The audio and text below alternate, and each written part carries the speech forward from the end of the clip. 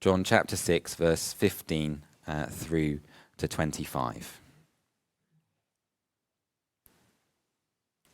Jesus has just fed 5,000 men, plus women and children, with 5 loaves of bread and 2 fish. And so, verse 15, Jesus, knowing that they intended to come and make him king by force, withdrew again to a mountain by himself. When evening came, his disciples went down to the lake, where they got into a boat and set off across the lake for Capernaum. By now it was dark, and Jesus had not yet joined them. A strong wind was blowing, and the waters grew rough.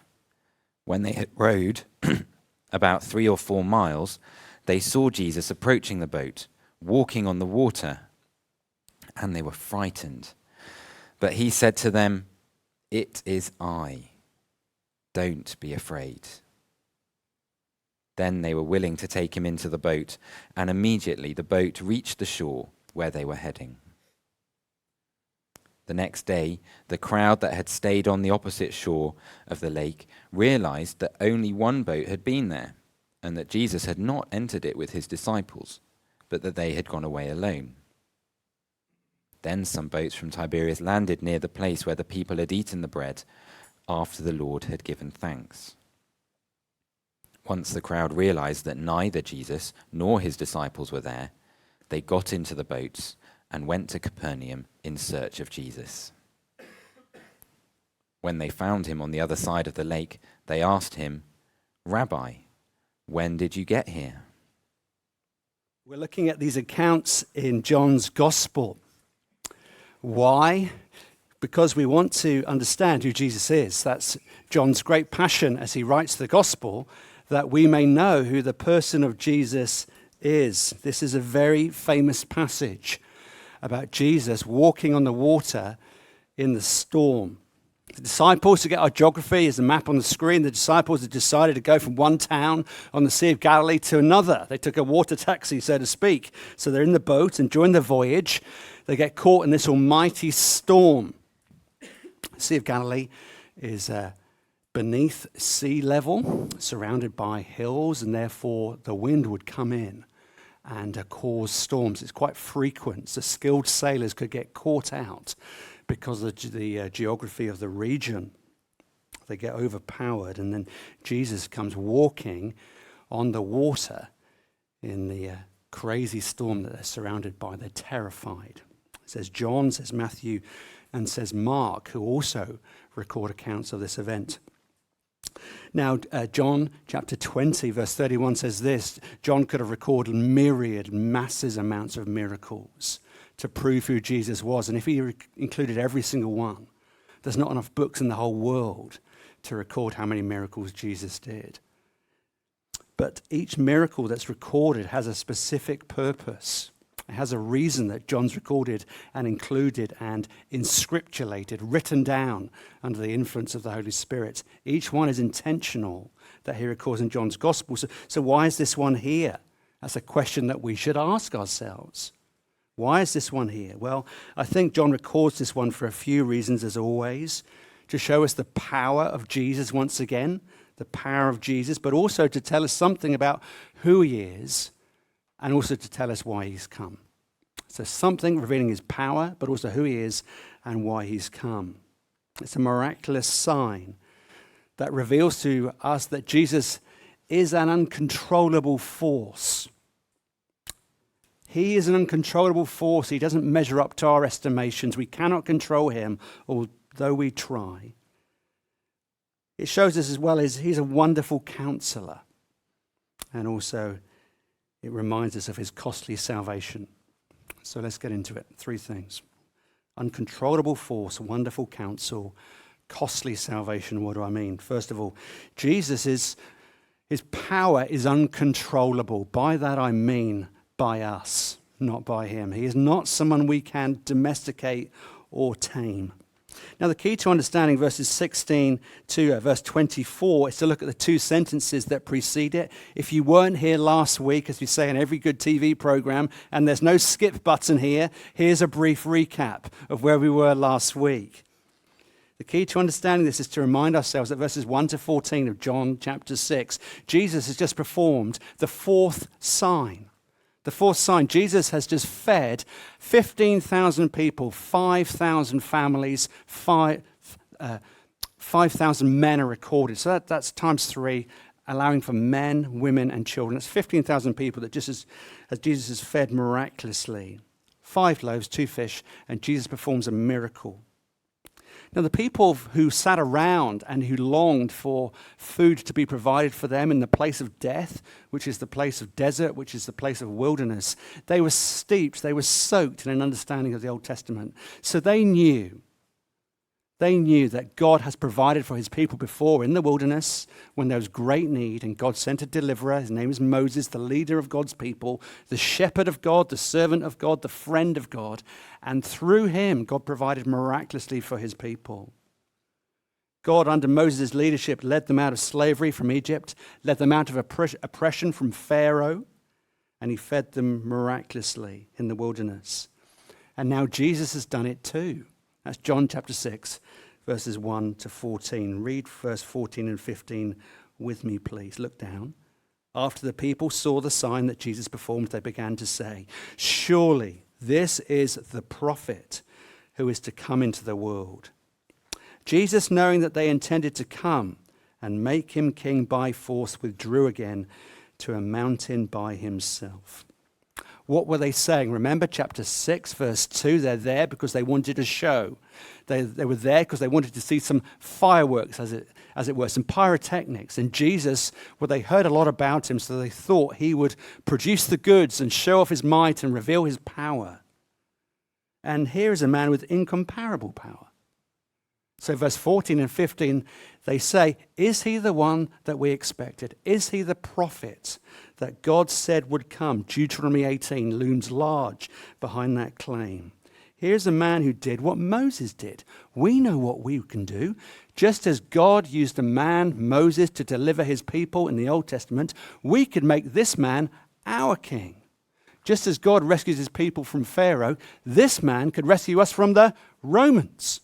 Let's make him our king. He is God's appointed leader. Let's do this. Verse 14 and verse 15. There's a profound misunderstanding about Jesus' identity. And so in verse 15, Jesus withdraws and takes himself up away from the people in verse 15 onto a mountain.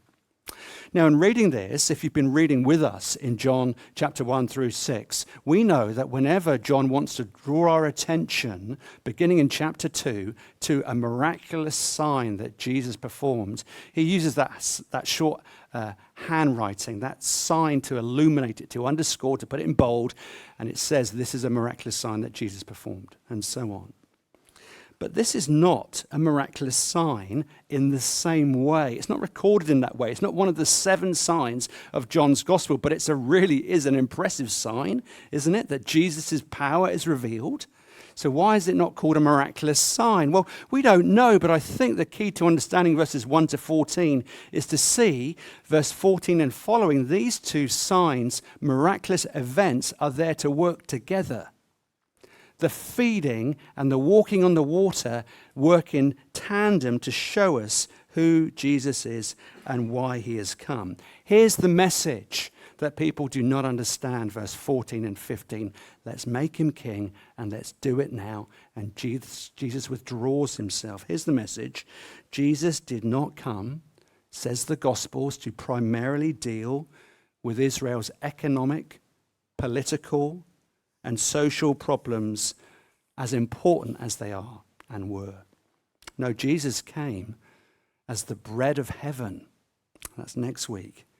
Jesus came to offer us eternal life. That's John chapter 3.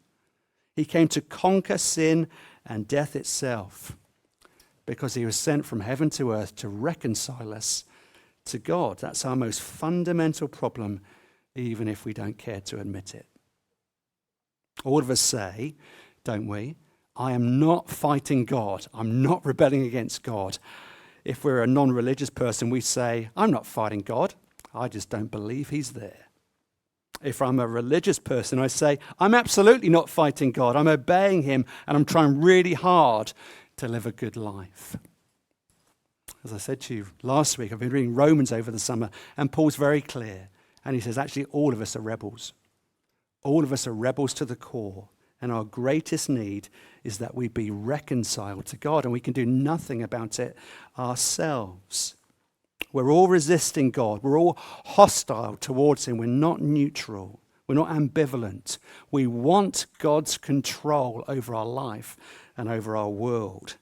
And we find all sorts of creative ways to throw off his authority and to go our own way. We're under a load of self-deception that we can live a better life without God in the picture. Our most fundamental problem, says the Apostle Paul in the book of Romans, is that we're out of relationship with God. And Jesus has been sent into the world by his Father. Jesus came obediently and willingly and humbly to deal with our greatest need. I'm not here to deal with your economic problems. I'm going to go up the mountain, verse 15. I'm not here to become a king of your own understanding. I'm going to withdraw up the mountain. Because all of those are symptoms of your greatest need, which is reconciliation with your Maker. That's what I'm about. That's the problem that I've come to deal with. And the problem is the bread miracle showed the power of Jesus. But it shows that we never fit into his agenda. We've got him wrong if we read him according to our own understanding. We do not need a political leader like Jesus. We need a Savior who is Jesus. And so Jesus needs to address this misunderstanding. Now, how does he do that? He's revealed his power. He's revealed his authority. But then there was a storm.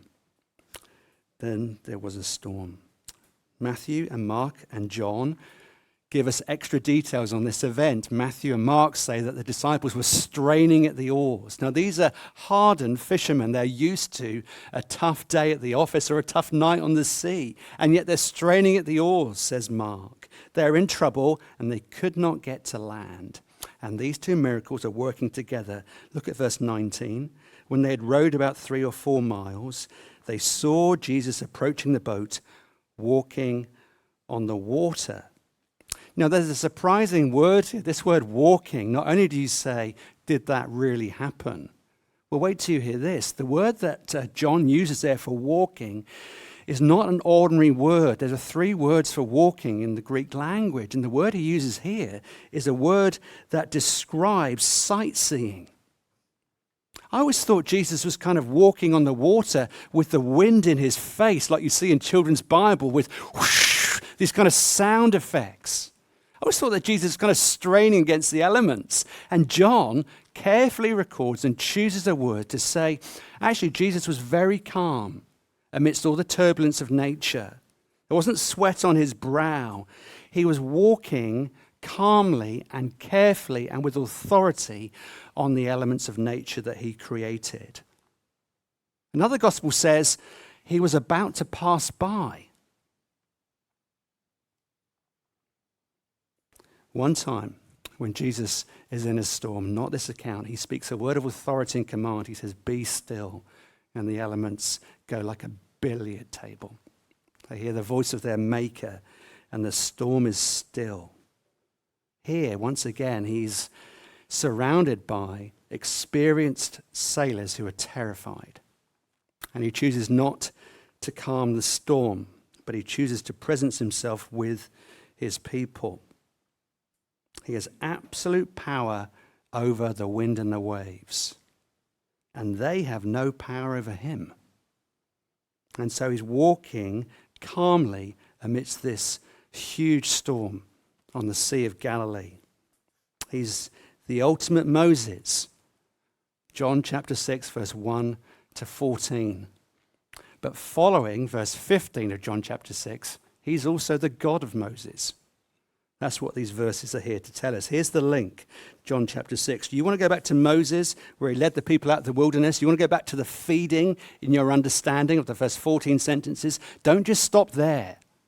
I am Moses-like. I'm the ultimate Moses. I'm the ultimate leader and feeder of God's people. I will provide for their greatest need and your greatest need. But I'm not just Moses-like. I'm the God of Moses. Don't stay in the wilderness.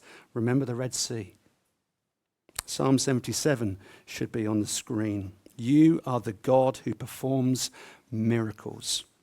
With your mighty arm, you redeemed your people. The waters saw you, God, the waters saw you and writhed. The very depths were convulsed. Your path led through the sea, your way through the mighty waters, though your footprints were not seen. Jesus Christ is not just the ultimate Moses, the leader of God's people into the promised land. He's also the God of Moses. He's the God who parted the Red Sea. And that's why he can walk amidst the storm next to his people. He can choose to still it when it pleases him, and he can choose to presence himself with his people in times of distress and trouble when that's for their ultimate good. He's the one who has infinite power. And that means you cannot control Jesus, you cannot control God to meet your own ends. You may not use me, Jesus is teaching us here. I'm not here just to help you. I'm not here just to fit in with your agenda. I bring a whole new agenda. You must not deal with Jesus on your own terms. You must deal with him on his terms. He is the untamed Lord. He is an uncontrollable force. Now that's the principle. Let me tell you a story. Years and years ago, there was a lady who wanted to become a missionary in a foreign land. Because it was the 18th century, she wanted to go overseas, but she could not do it by herself. It was just off limits because women were very, very vulnerable at that time, and she was a single lady. But she knew where she wanted to go, and she knew that all God had to do was to provide for her a husband. So she knew what she would do. She would go to missionary training college. She went to Bible college and spent 1, 2, 3 years there. And each year she prayed the same prayer that God would just keep his side of the bargain. I do the training, you provide the husband. The trouble was, it was the evening before graduation, and God had chosen not to provide a husband. So what do I do? I've done my part of the bargain. God, you've not kept up your end of the bargain. All I wanted you to do was to give me a husband. And it's the night before graduation, and she hadn't any prospects for a husband. She felt bitter. And she sure was angry. Look at what I've given up. But then she thought to herself, I know I've been using God all these years. I've had all this training and I've got God completely upside down. I said to God, I will serve you if, I will serve you only, I will serve you as long as. Friends, if ever you say to God, I will serve you if, I will serve you as long as you give me this. Whatever is at the end of the sentence that says if or as long as is your true God. And you're just using God as a means to an end. This missionary who had aspirations to go overseas saw finally, after she had graduated with no husband, that God had not kept his part of the deal according to her, that she hadn't been worshipping God or loving God. She'd been trying to use him and manipulate him. Lord, I'll be with you as long as this happens. That's the condition. Whatever the condition is, that's the real God you're worshipping. And you're just using God as Aladdin's lamp genie. And God is not mocked. And he's the untamed Lord. You cannot use God like that. This young woman who for years had thought she was really living for God realized she'd just been using him. And that night she took her hands off of her life. And let me ask you a personal question. Have you taken your hands off your life and given it to him? See, the bread miracle wasn't enough. The bread miracle just revealed God's power. You need the storm miracle to show you've got to drop your conditions for Jesus. And you fit into his agenda because he's an uncontrollable force and he cannot be tamed. Here's the second thing. Jesus is an uncontrollable force. He must not and cannot be tamed. But also he's a God of wonderful counsel. He's a God of wonderful counsel. Jesus' miracles are never flexes. They're never displays of power alone. They always have a goal and an aim to minister to his people. So there he is, verse 15. He's up on the mountain, and as it were, he's looking down on this situation that's beneath him visually of his dearly beloved disciples struggling against the wind and against the waves. He sees people struggling against forces that are beyond them and they're sinking. 3 or 4 miles is an awful long way to row or to sail and to struggle against the elements. He sees them struggling against problems that they cannot handle. They don't have the resources. So down comes Jesus and says, why don't you row harder? Why don't you just work? Why don't you take a rest and work in shifts? You can do this. You've got this. Let me be a coach for you. He doesn't say that. What does he say? He speaks gently. He comes alongside them and he says profound truth in verse 20. It is I. Don't be afraid. Now, have you ever been in a storm? Have you ever been in a storm? There's no refuge. I thought about this just this week because I'm the bear of little brain. If you're in a storm at sea, there is no refuge. So here's a lighthouse getting absolutely pummeled by the sea. If you're at sea, there is no refuge. Okay, I've still not seen the perfect storm. You know, George Clooney in the fishing boat. I'm not going to tell you what happens at the end, but it doesn't end well. But there's a small boat against a massive wave. Okay? If you're at sea, there's no refuge. If you're in a storm in the mountains, hopefully you can find a cave. If you're in a storm and you're in a forest, hopefully you can find a house or a home for refuge. If you're at sea, there's no refuge. And that came upon my mind this week. There's no refuge. I read an article recently that said most people think that life is like a land journey, where there's points you've got to stop off on the way. The Bible says, no, it's not. The Bible says that life is more like a sea journey. Storms come at you in your life that will always be beyond you. You will find moments in your life where you'll be completely out of your depth. Here are 4. The storm of bereavement. The storm of illness that you can't cope with, that's beyond you. The storm of relational betrayal that hurts deeply. The storm of financial disaster when you think all is lost. And when that happens, it does not matter about your resources individually. It doesn't matter about your cleverness or lack of. It doesn't matter how hard you work. It doesn't matter about your upbringing. It doesn't matter about what you planned for the future. You're not going to avoid those things in your life. We all have storms to face. There are just 4 and there are many others. There will be times in your life where you'll be completely out of your depth. And there will be no refuge for you in the storm unless it comes from outside of you. Or more accurately, unless it comes from outside of the world. That's the point. Notice as well what this is saying is here is Jesus. He's not the coach saying, row harder, work quicker, do more. Wear yourselves out. Just have a little faith. Jesus speaks tenderly. He's the wonderful counselor. Notice how he comes in verse 19 and 20. You fools, you didn't trust me. None of it. He comes alongside tenderly and he says, it's me. Don't be afraid. Now let's put these 2 points together. Jesus is the uncontrollable force. He's awesome. He's majestic and mighty, but he's also the wonderful, tender counselor. Now, are there a few things we could think about there? Well, just a few, but here's one. If someone like this, with this kind of power, loves you deeply, you can handle anything. I will handle the storms of life with Jesus right next to me. He's my anchor. He's my refuge, as we thought about at Peter's Thanksgiving on Thursday from Psalm 73.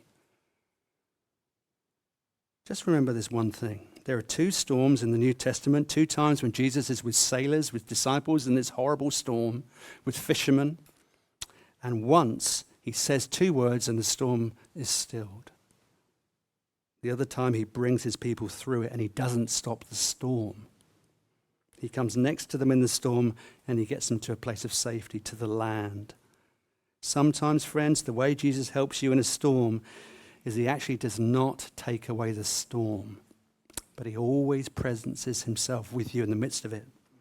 Sometimes he takes away the storm in his divine purposes as well. But when he chooses not to take away the storm or the pain or the struggle, he always presences himself with you in the midst of it, and he changes you through it.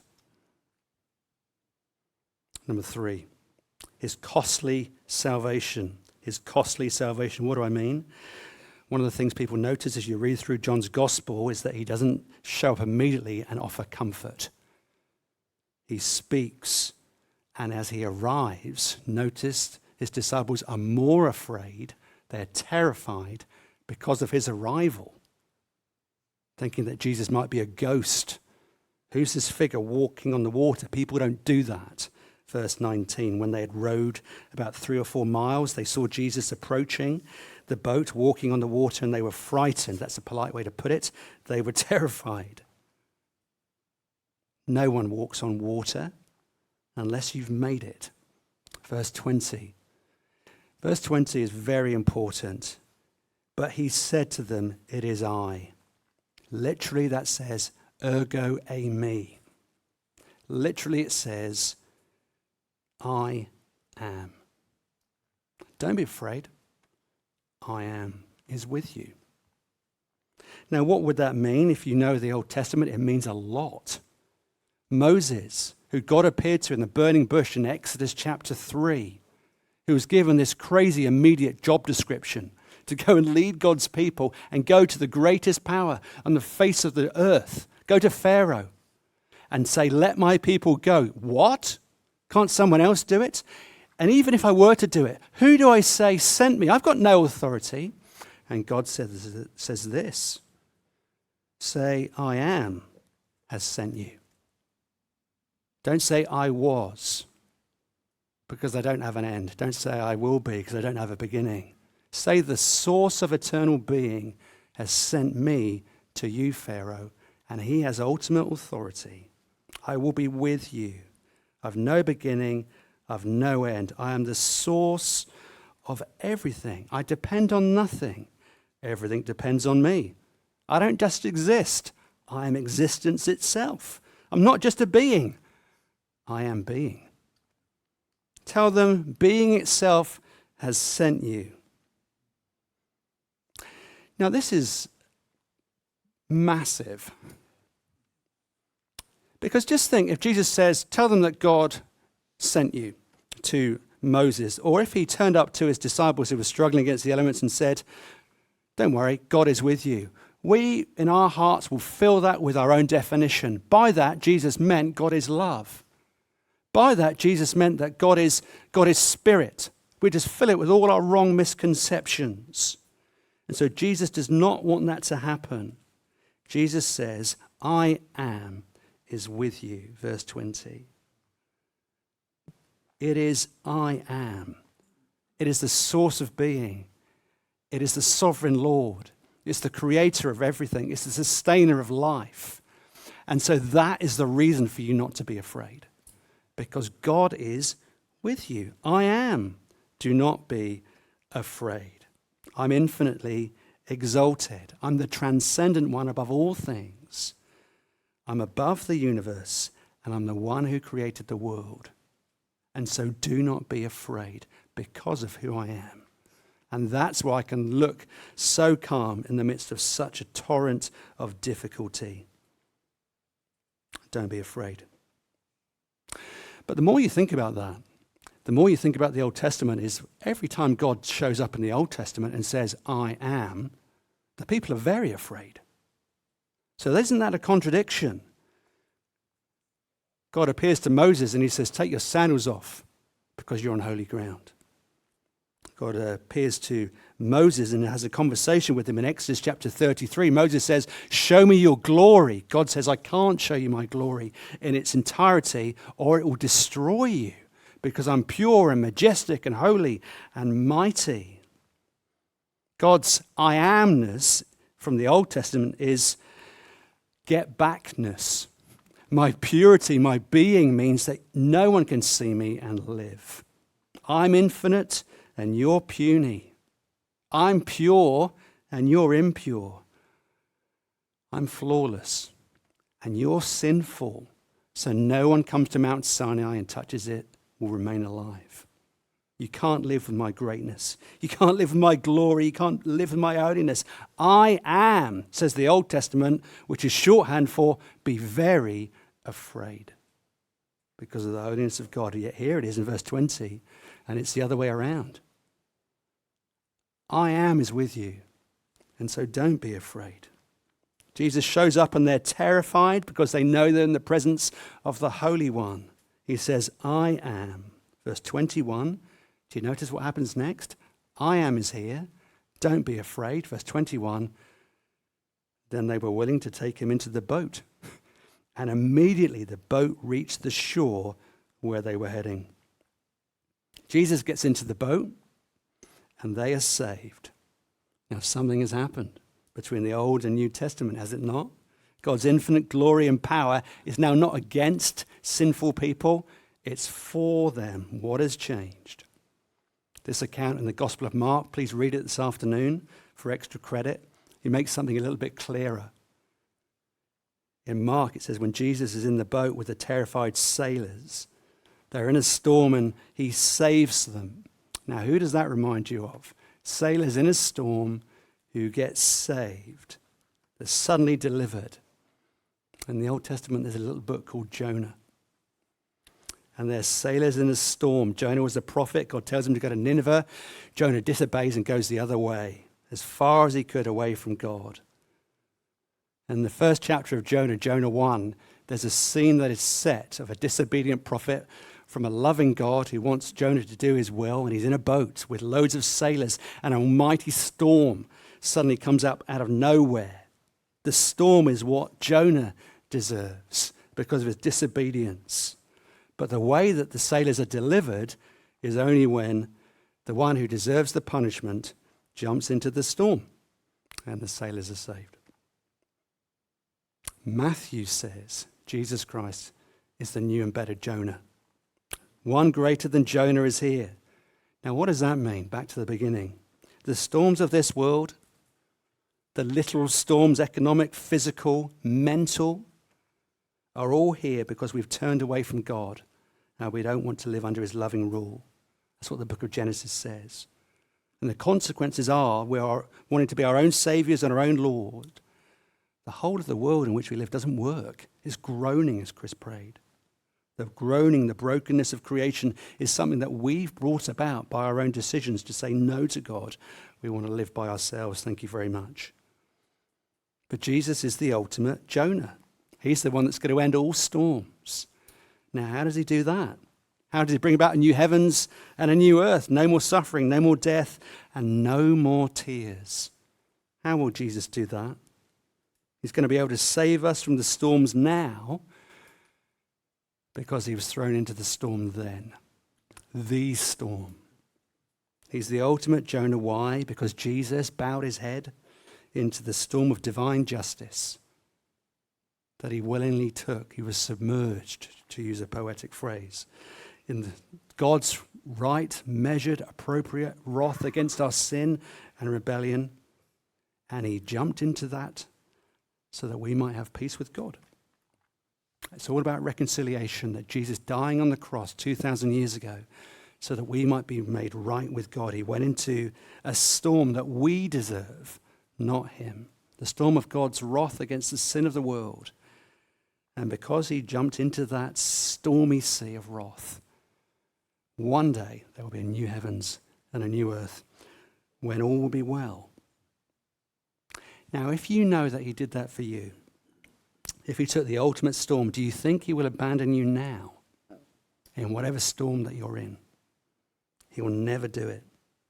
And if you know that he did that for you, that's how you can handle any storm that God leads you into this morning or that you're facing right now.